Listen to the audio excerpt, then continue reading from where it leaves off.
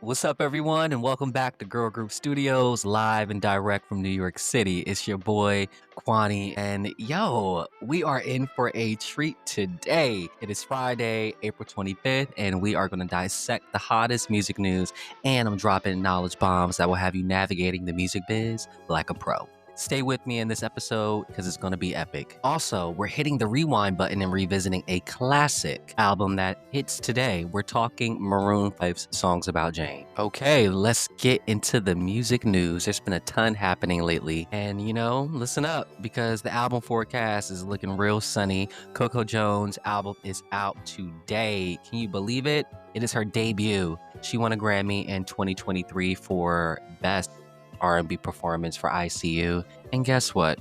She's going on tour. She'll be in New York City May 14th, and I think I'm gonna have to check her out. Lana Del Rey recently shared a new song called Bluebird. It's the second single from her upcoming 10th album. I didn't know Lana was putting it down like that. 10 albums, okay. Bluebird's released follows Del Rey's latest single, Henry, Come On, which came out a few weeks earlier. She also revealed that her forthcoming album will not be arriving on May 21st, and its name has definitely changed, keeping us on our toes. That Lana Del Rey. All right, the nominees for the 2025 American Music Awards have been revealed, and good news once more for Kendrick Lamar. I mean, it's his year, it's his moment. Come on now. As his stellar year continues with an artist leading with 10 nominations this year, ahead of Post Malone, who has 8 nominations, and Billie Eilish, and Chappell Rowan, and Shabuzi, who all received AMA nominations respectively. Okay, speaking of Kendrick and SZA, they are officially on tour. The musicians and former Top Dog Entertainment label mates debut songs from GNX and SOS Deluxe Lana and a 52-song set list. Damn. They'll be in New Jersey on May 8th and 9th. I think I might have to check that out too. Coachella week 2 did not hold my attention so much, and Stagecoach immediately follows this Friday. But if you're interested in hearing my thoughts about week 1, check out episode 2. Don't sleep, go listen. All right, it's time to share what I've been listening to lately. This week, I'm really loving the Girl Group Studios playlist, and you should be too. Spence Lee, he has a song called Eternity. He's an Asian rapper from New Jersey. He's got a unique sound. Real chill vibes. Check him out. Coco Jones, You, off of her new album out today. It's just a nice R&B track. Catchy. I like it. I like it a lot. Peace. Yep. I'm plugging myself. My latest single is out. Give it a listen and let me know what you think. You can find the Girl Group Studios playlist on Apple Music. Head on over and give it a listen and let me know what you think. Send me some recommendations. I want to know. I want to know what you're listening to. Share your own favorite songs in the comments or on the social media channels. I love to know what you think and what you're listening to. And of course, it wouldn't be Girl Group Studios without some real talk. Get ready for a new segment that I'm curating, where I take on your burning music industry questions. And it's a Q&A, literally, because my first name starts with a Q and the A is for answers. So it just makes sense for it to be a Q&A on this show. So I can't wait to answer. I asked and you delivered.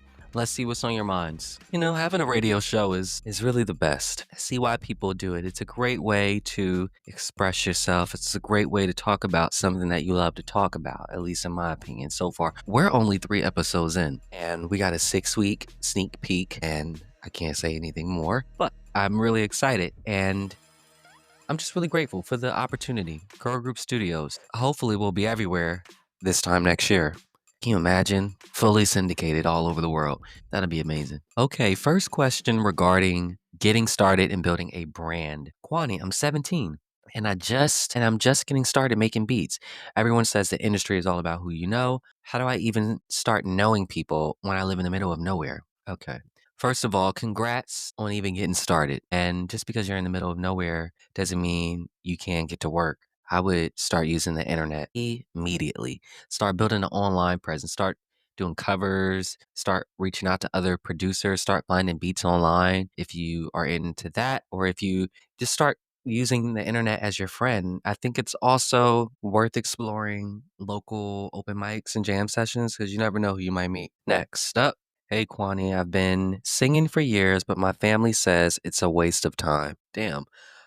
How do I convince them to take my dreams seriously? Or should I just give up? And never give up on your dreams. Never. I don't care. I like to say no one's above the program. And if you really want to do it, if you really want to make music, do it. However, I think it's good to be strategic. And I think that sometimes families, they come around when you start to show growth and improvement. But however, whether they come around or not, I would just start setting realistic goals, realistic deadlines, and start recording professionally and start building a portfolio. That has nothing to do with the family. I would also consider incorporate singing into a field or a career, whether you become like a music teacher or a vocal coach or a guitar coach, whatever you do, just be really good at it and then start teaching other people how to do it.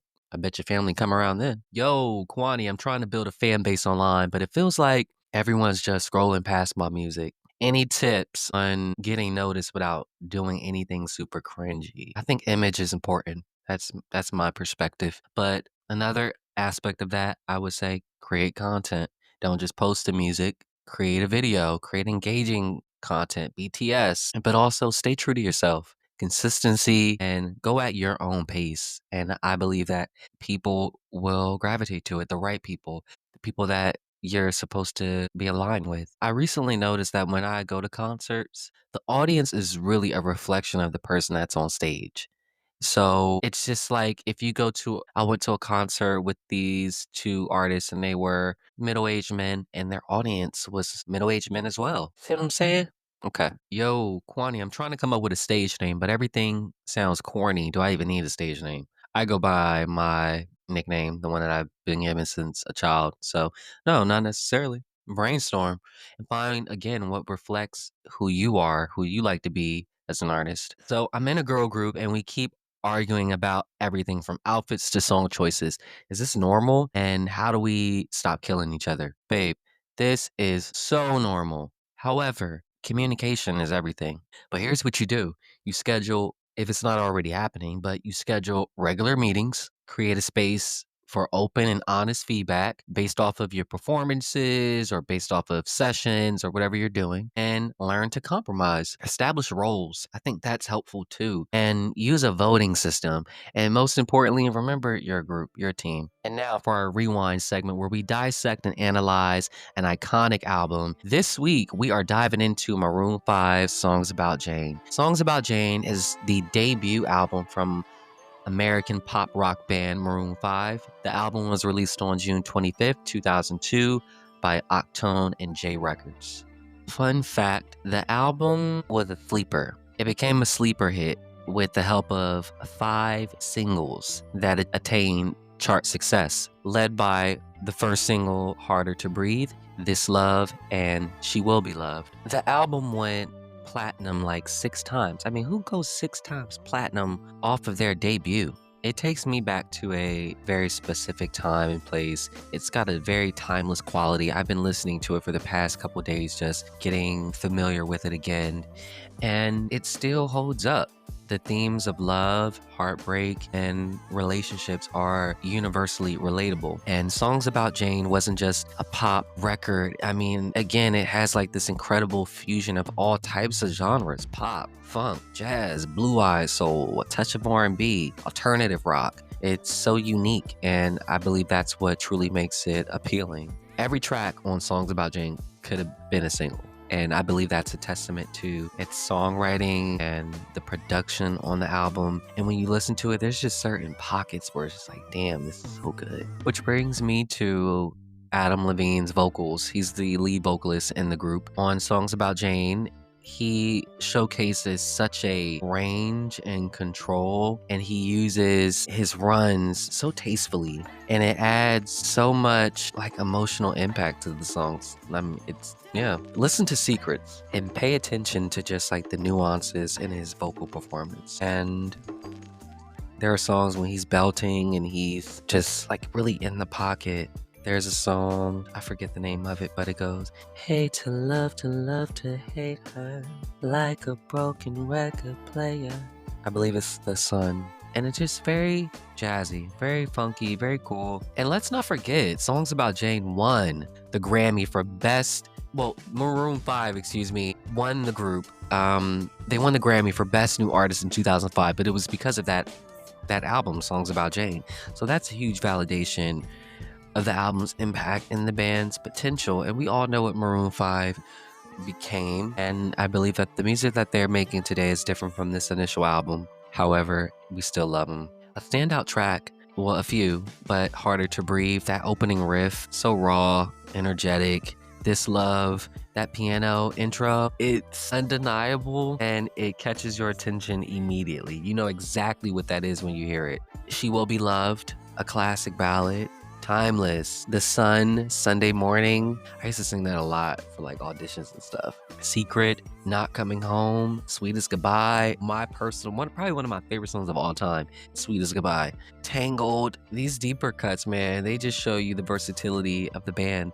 Sunday Morning really has that jazzy feel. Secret is more laid back. Tangled is more emotional. And again, The Sweetest Goodbye is a song you just want to belt out in the car. And that, my people, is a wrap for this week's episode of Girl Group Studios. Thank you for listening. Thank you for being here with me. We covered a lot today, from diving deep into Maroon 5 songs about Jane to answering some very, very tough questions. Keep them coming. Don't forget to check out the Girl Group Studios playlist on Apple Music and give us a follow on all the social medias. What did you think of the Maroon 5 deep dive? Let us know in the comments, and of course, send in your questions for next week's Q&A, because I'm the Q and the answers are the A. You get it? You can find us at Girl Group Studios on all platforms. Hit us up.